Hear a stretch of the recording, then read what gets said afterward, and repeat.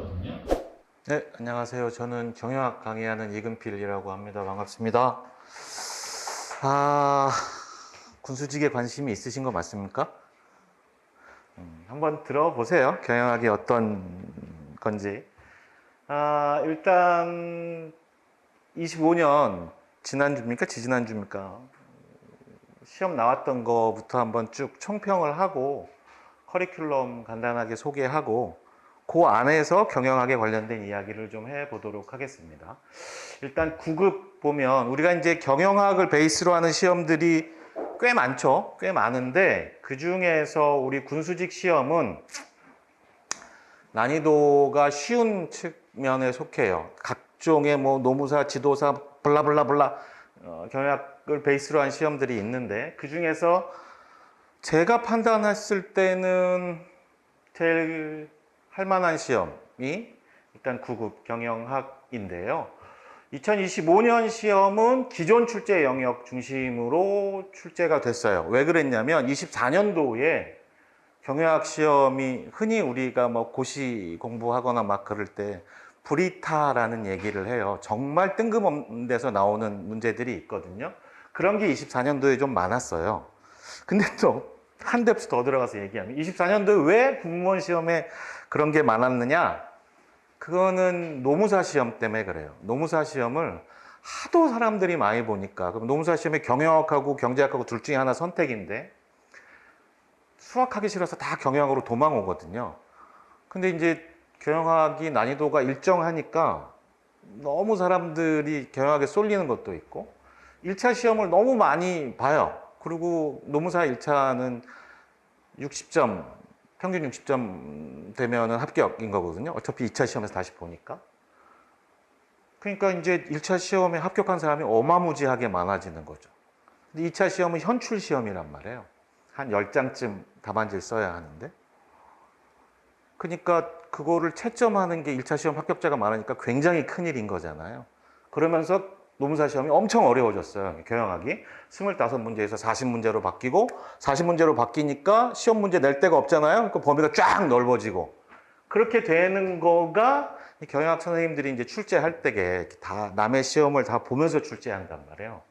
그러니까 이제 경영학 노무사에서 넓어진 범위가 다른 시험에 다 영향을 미쳤고 우리 시험도 작년에는 그렇게 영향을 미쳐서 뜬금없는 시험 문제들이 나오곤 했죠.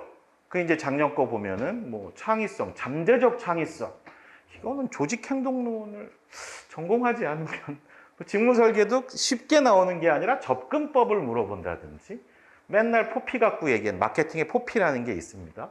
그거 갖고 시험 문제 냈었는데 갑자기 4A 소비자 관점에서의 시각을 물어본다든지 뭐 이런 것들이 시험 문제 작년에는 나왔어요. 근데 올해는 쭉 보면 한 문제 정도만 기존 범위가 아닌 거. 이 정도는 늘 시험에 있었던 거거든요. 그래서 올해 시험에 난이도의 큰 변화, 이렇게 범위에 큰 변화는 없었고 마찬가지로 지난 24년 시험은 그래서 굉장히 어려웠다고 생각이 드는 시험이었을 텐데 올해는 굉장히 평이한 시험이었다라고 볼 수가 있고요.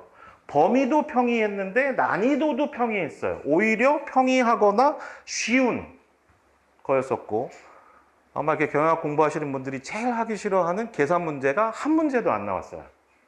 그거는 저는 24년도 난이도가 많이 올라서 욕을 대빵 많이 먹었을 거거든요. 출제위원들이. 그래서 재조정이 들어갈 수밖에 없었던 거고 그러다 보니까 올해는 평균 점수가 좀 올라갈 거다라고 보여집니다. 난이도 갖고 보면 예를 들어 이런 거예요. 지금 보는 문제들이 조금 그래도 난이도가 있다라고 할 수 있는 문제들인데 테일러의 과학적 경영관리법의 4가지 원칙으로 적절하지 않은 게 뭐냐? 뭐 이렇게 물어보면 근데 이렇게 4가지 원칙으로 물어보는 게 없어요.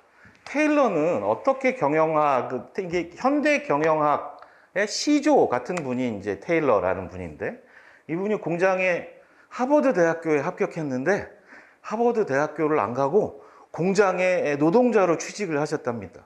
믿깁니까? 저는 안 믿깁니다. 그냥 똑똑하신 분이다 이런 걸 얘기하는 거겠죠.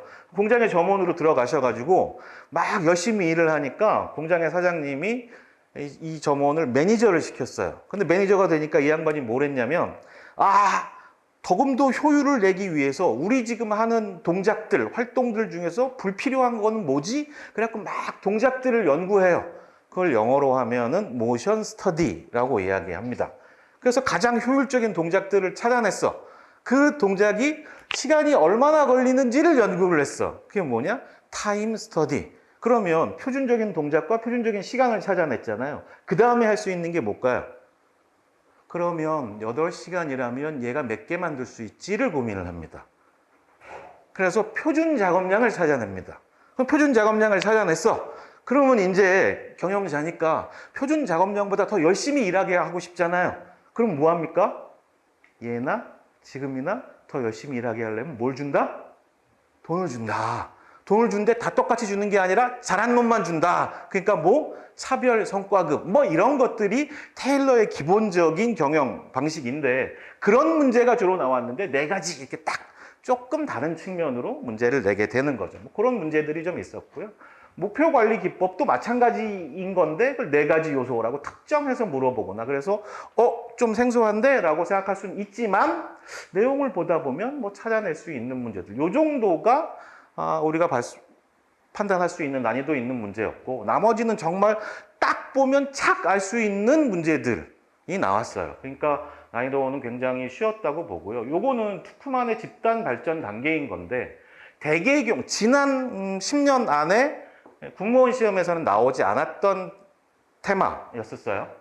근데 이제 이게 시험에 나온 거죠. 다른 시험에는 나올 수 있는 거예요. 투쿠만의 집단 발전 단계라는 거는 나올 수 있는 문제이긴 한데 근데 이제 이것도 이렇게 이런 거를 그러면 뭐 형성기, 뭐 혼란기, 규범기, 뭐 실행기, 해체기 이걸 딸딸딸 외우려 그러면 안 되잖아요. 그거 안 외워줘. 이렇게 외울 게 굉장히 많거든요. 경영학에는. 그래서 그거를 이해를 해야 되는 거예요. 우리 남자친구 새로운 학년이 돼서 새로운 반에 딱 들어갔어. 그러면 그때 이제 반이 새로 형성된 거잖아요. 그때 이 수컷들끼리는 뭐 합니까? 그렇죠. 누가 짝 먹느냐, 누가 통이야, 이거 하죠. 혼란이 형성이 되는 거죠. 그리고 몇 차례의 주먹 다짐이 있고 난 다음에 이제 서열이 쭉 나래배를 쓰잖아요. 이게 규범기. 다 세팅이 됐으니까 일해야죠. 일해서 목표를 달성하면 해체해야죠. 이런 식으로 이해하면서 경영학을 배우면 되는 거고 어쨌든 그렇게 뭐 요 문제는 아마 그랬던 문제입니다. 말고도 뭐 여러 가지 문제들 조금 난이도 있는 문제들이 있었는데요. 우리가 뭐 이 16번 문제는 말이 어려워. 실제로 내용 보면 아무것도 아닌데 확률적 오차로부터 자유로운 정도. 이거는 평균보다 퍼쩍퍼쩍 이렇게 편차가 큰 거를 얘기하는 거거든요. 괜히 베베 꼬아놨어. 상관계수. 이게 새로 나온 미제 과자야 뭐야. 이런 거 보면 말이 좀 헷갈리기는 한데 전체 개념을 이해하고 있으면 다 풀 수 있는 그런 정도의 문제였다. 이런 거 대빵 쉬운 거죠. 예전 같으면 등간 척도의 개념을 물어보거나 서열 척도의 개념을 물어보는데 올해 같은 경우에는 4대 척도 4가지만 딱 찾으면 되는 거죠. 굉장히 심플한 문제들이었었고 얘도 마찬가지인 거고 대리인 비용에 관련된 것들 예전에는 뭐 투자 손실은 아니고 어디가 있어요. 감시 비용, 확증 비용, 자녀 손실 요건데 감시 비용의 뜻을 물어보거나 자녀 손실의 뜻 이런 걸 물어봤는데 저 3가지를 그냥 보기로 낸 거는 굉장히 쉽게 나온 문제다. 이렇게 볼 수가 있을 것 같아요. 마찬가지로 7급도 똑같았습니다. 기존 출제 영역 중심이었고 이게 이제 24년도에 생전 처음 나온 문제들인데 퀸과 카메론이라든지 뭐 이런 문제들은 다 노무사 시험에 나왔던 문제들을 저희들 하는 말로 우라카이 해서 다시 쓴 문제들인 겁니다. 생짜로 문제 이렇게 선생님들이 출제하지 않아요. 여기 이제 그 담당하는 교수님이 하나랑 거기 박사과정 제자들 몇 명 들어가고 그렇게 하는 거거든요. 그렇습니다. 그래서 이제 그 들어가신 교수님이 회계 전공이면 회계 문제 많이 나오고 생산관리 전공이면 생산관리 문제 많이 나오고 그렇게 널뛰는 겁니다. 보시면 될 것 같고요. 올해는 굉장히 심플했어요. 재고의 종류. 요거는 처음 나온 개념인데 말씀드렸다시피 한두 개 정도는 처음 보는 개념들이 나옵니다. 어차피 시험이라는 건 100점 맞으라고 시험 문제 내지 않거든요. 적정한 점수가 있어야 되니까 그렇게 올해는 그랬다라는 말씀. 그리고 문제의 난이도도 7급 수준에서는 평이하거나 쉬운 정도. 계산 문제도 매우 쉬운 거 하나 띨랑 내놓은 거죠.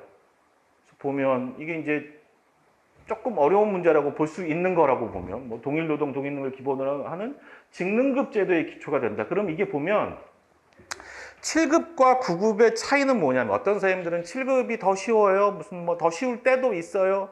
9급 공부하는 대로 7급 공부하면 돼요. 그 거짓말입니다. 7급은 7급 시험 문제고 9급은 9급 시험 문제. 뭐가 틀린 거냐면 9급의 같은 경우엔 일반적으로 문장이 나오면 그 문장 자체가 하나의 미닝을 갖고 있어요.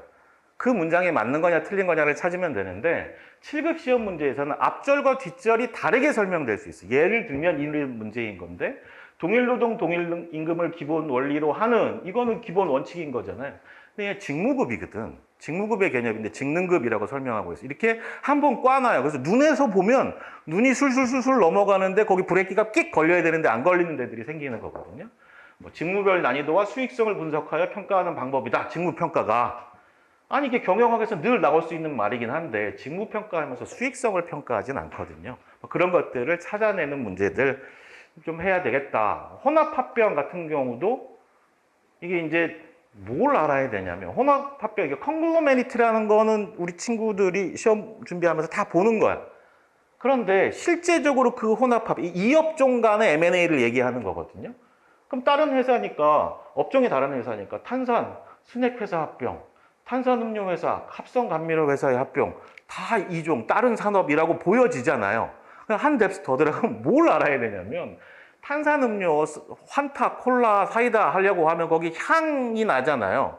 거기 달달한 맛 나고. 그러니까 합성감미료라는 건 탄산음료의 원재료 중에 하나예요. 그러니까 이걸 보면 완전 이종 업종이 아니라 우리 산업과 관련된 내 후방에 있는 기업을, 후방이라고 하는 건 소비자를 기준으로 앞에 있냐 뒤에 있냐, 소비자를 기준으로 나보다 뒤에 있는 거죠. 원료는 후방 통합하는 개념이거든요. 이거는 하여간 좀 그렇긴 하지만 7급으로서 괜찮은 문제였다. 뭐 이렇게 볼 수 있는 7급 수준에 맞는 문제들이 좀 나와 있고요.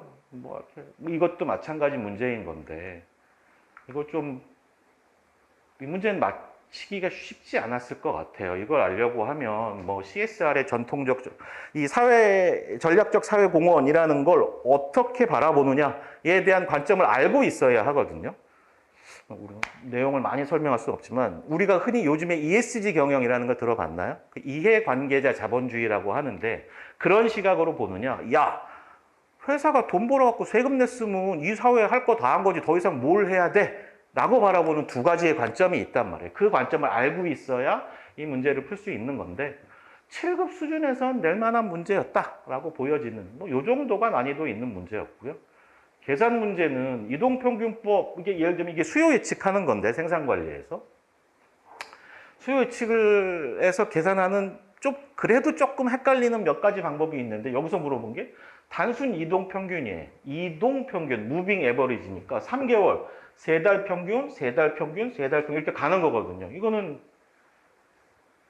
덧셈이잖아요, 문제가. 그러니까 개념만 알고 있으면 전혀 어려운 시험 문제가 아니었다. 그게 올해의 내용이었고 제가 아마 해설 강의도 해놓은 게 온라인에 있을 건데 제가 이렇게 한 문제 한 문제 풀면서 제 교재에 있는 내용하고 이렇게 매칭을 하면서 설명을 해놨어요. 그래서 그렇게 매칭을 시켜보면 7급이나 9급이나 다 교재 안에서 23문제 빡빡하게 보면 조금 넉넉하게 이렇게 잘 봐주면 24문제. 그러니까 어쨌든 간에 교재에서 90% 이상은 출제가 된다.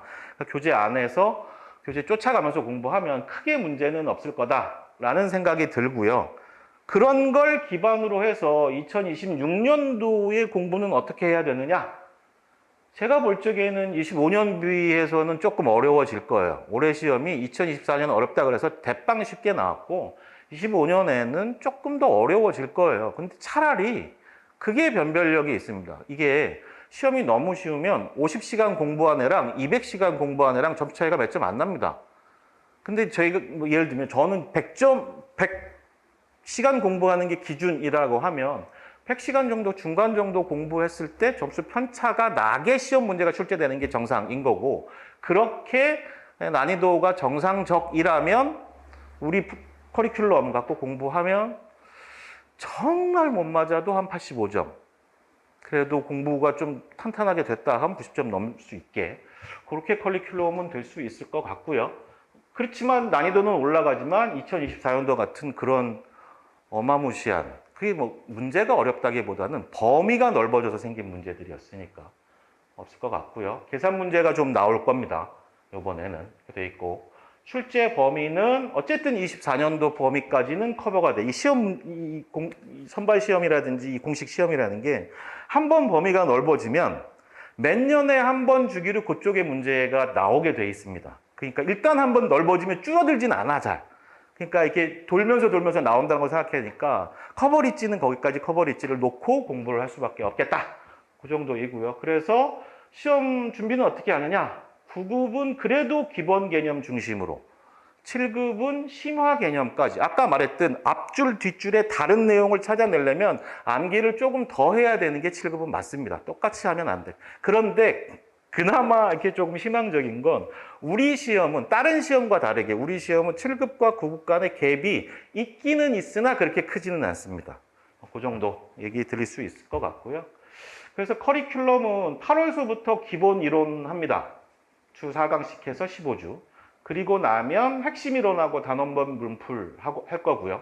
그게 이제, 왜냐하면 여기 이제 제가 이론을 굉장히 천천히, 또 경영학 맨날 물어보는 것 중에 노베이스인데 해도 되나요? 경영학 원론은 19살에 대학교 처음 들어가면 경영학과 아이들이 1학년 1학기에 배우는 과목입니다. 그러니까 뭐 베이스가 없는 상태에서 원래 배우는 과목이 경영학 원론이에요. 그리고 경영학 원론에 이렇게 제가 뭐 다른 강의나 제가 이렇게 인터넷 클립에 있는 강의 보시면 아시겠지만 다른 선생님 강의도 마찬가지예요. 경영학 강의는 들으면 다 알겠어.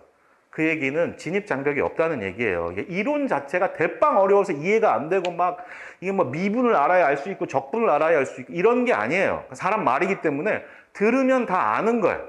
그거를 누가 잘 정리하고 이해해서 시험장에 갖고 가느냐의 문제이기 때문에 허들은 없어요. 그래서 근데 이제 여기서 넓게 제가 한 주에 한 4시간 정도씩 강의를 하게 되면 서너 달 강의하고 나면 이제 처음 들었잖아요. 그러니까 그 다음번에 와서는 머릿속에 이제 저 3달 전에 들은 건 생전 처음 듣는 얘기가 다시 또 되는 거죠. 그래서 12월서부터 다시 요 기본 이론 중에서 꼭 외우고 있어야 하는 거 다시 좀 정리를 하고요. 그 이론을 정리하고 바로 그 이론에 붙여서 그 이론에 관련된 문제들을 좀 풀어보는 그런 형태로 단원별 문풀을 진행할 거고요. 그리고 나하고 이제 봄 되면 기출을 쭉 풀어보기 시작할 겁니다. 기출은 군무원 것만 풀어보는 게 아니라 말씀드렸다시피 경영학의 시험 문제들은 돌고 돌아요. 그래서 그 관련된 시험 문제들, 그래서 뭐 노무사도 그렇고 경영 지도사도 그렇고 감평사란다. 가맹거래사도 그렇고 그렇게 필요한 문제들 제가 정리해서 기출을 좀 볼 거고요. 기출하면서 전략 단위의 특강을 좀 할 거예요. 왜냐하면 거기는 반드시 시험 문제에 나오는데 2-3문제 나오거든요. 그래서 전략 쪽의 개념들 쭉 한번 정리할 거고 마지막 5, 6월에 가면 모의문풀 하면서 계산 특강을 할 겁니다. 올해는. 왜냐하면 계산 문제가 반드시 나올 거기 때문에 잡아놓고 그렇게 하는 걸로 하고요. 나머지 내용은 뭐 구체적인 얘기들인데 제가 말씀드린 내용들이에요. 어쨌든 이 기본 이론 할 적에는 뭐 이렇게 암기하겠다. 책에다 뭐 밑줄도 중요한데 그어야 되는데 처음에는 밑줄 어디다 그어야 되는지도 몰라요. 그러니까 예습하면 뭐예요? 뭔 얘기인지 모르는데 그런 거 다 필요 없습니다. 수업을 들어. 이게 제일 중요합니다. 이해하려고 노력하는 거. 뭔 얘기 하는구나. 저게 저렇게 되는 거일 수 있겠네. 라고 첫 번째 들을 때는 이해하면 되는 거고요. 그 다음에 뭐 실강 들으면 인강을 통해서 한 번 더 정리하는 과정. 그래서 2회독 정도 해서 1회독에는 흐름 파악하고 2회독 때에는 교재의 인재. 강의를 들었잖아. 이제 중요한 게 뭔지 알아. 인재서부터 언더라인 하면서 공부하시면 주요 팁을 표시하시면 될 것 같고요. 그다음에 핵심 이론 할 적에는 어차피 이론의 복습 과정입니다. 그리고 여기서부터 이제 문제를 풀잖아요. 단원본 문풀. 이때서부터 뭘 하는 거냐면 내가 뭐를 알고 뭐를 모르는지. 이거는 경영학만 그런 게 아니라 모든 시험이 마찬가지입니다. 문풀을 하는 이유는 뭐냐면 문풀을 통해서 문제 많이 풀어서 내가 실력을 쌓는다. 그런 게 어딨어. 이론 공부를 해야지 실력이 쌓이는 거지. 문풀은 뭐 하는 거냐면 내가 맞는지 틀리는지를 뭘 알고 뭐를 모르고 있지를 확인하는 겁니다. 그래서 모르는 거를 거꾸로 쫓아가야 돼. 이게 체크 하다 보면 꼭 틀리는 데서 계속 틀립니다. 틀리는 문제들. 그 얘기는 뭐냐? 이 이론을 잘 모른다는 얘기예요. 그럴 땐 뭐 해? 롤백해서 이론 공부를 동영상 강좌를 다시 보든지 해서 이론 공부를 다시 해야 되는. 그래서 뭐가 내가 지금 모르고 있는 거지? 암기가 필요한 사항을 추출을 해야 됩니다. 이때는 선행학습을 해야 돼. 뭐를? 문제를 풀어보고 들어와야 된다는 거지. 문제를 안 풀어보고 문풀 강의하는데 앉아있다는 얘기는 공부를 하지 않겠다는 얘기하고 똑같은 겁니다.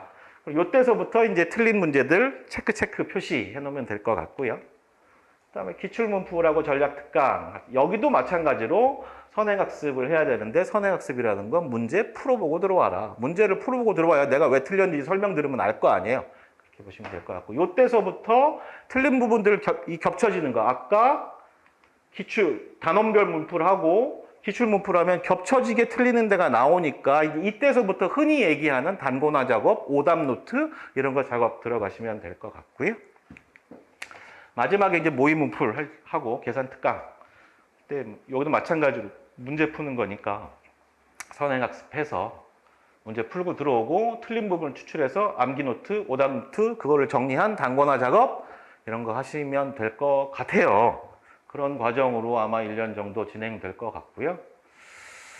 어쨌든 교재가 90% 정도는 커버하고 있으니까 교재 중심으로 학습하고 문풀 강의 쫓아오면 제가 볼 적에는 90점에서 이쪽 저쪽은 그렇게 어렵지 않게 맞을 수 있을 것 같다라고 생각이 듭니다. 제 생각에는. 제가 시험 가기 몇 년 전에 군수직 한 번 한 적이 있었었고 그때 군무원들 많이 뽑을 때 주로 이제 제가 EBS나 시대교육이나 이런 데서 노무사 강의하고 에듀윌에서 노무사는 2차 강의하고 인적자원관리 강의하고 저는 근데 사실은 수험경영학만 하고 사는 사람은 아니고 원래는 대학에서 강의를 요즘도 많이 하고요. 기업체 생활을 오래 하다가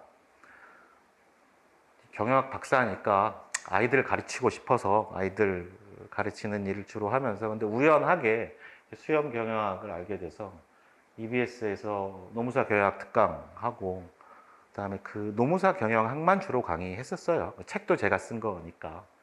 그러다가 이제 우리 하이클래스에서 군무원 군수직을 좀 잘 해보고 싶다고 말씀하셔서 기회를 주셔서 서로 마음에 맞아서 올해 강의를 하게 됐는데 노무사 때도 마찬가지고 제가 이렇게 해보면 시키는 대로 쫓아오면 90점 많습니다. 그거 어렵지 않습니다. 특별히 경영학 그래요. 뭐 허들이 있는 거 아니고 그리고 이제 나오는 데서 나오기 때문에 이게 회독이잖아요. 결과적으로 저 커리큘럼 쫓아오면 자연스럽게 10회독 정도를 쫓아오게 돼 있거든요. 그렇게 되면 웬만한 문제를 맞출 수 있는 거 장점 하나 있고 저번에 그거 물어보시는 사람들도 있더라고요. 뭐 행정직, 군수직 뭐가 나아요? 뭐가 낫긴 자기가 좋아하는 게 낫죠. 그런데 이제 행정직, 군수직의 차이는 결과적으로 과목 하나 차이잖아요. 그러니까 과목 하나 정도 더 한다고 생각하면 내가 찬스를 2배로 늘릴 수 있는 장점도 있는 거니까 1년이라는 긴 시간을 놓고 보면 뭐 그것도 방법일 수 있겠다라는 것들 공무원 공부를 할 때도 비슷비슷하고 과목적으로는 그렇습니다. 군수직 경영학은 하나만 군수직이라는 게 경영학 하나만 공부하면 되는 분야이기 때문에 그런 장점들이 있다라는 말씀 드리면서 앞에 시간이 많이 지체돼서 제가 여기까지만 딱 말씀드리고 그럴 리는 없겠지만 혹시 질문이 있으시면 제가 질문 받도록 하겠습니다. 질문이 있으십니까? 없습니까? 끝내도 되겠습니까? 예, 그럼 수고하셨습니다. 들어주시느라.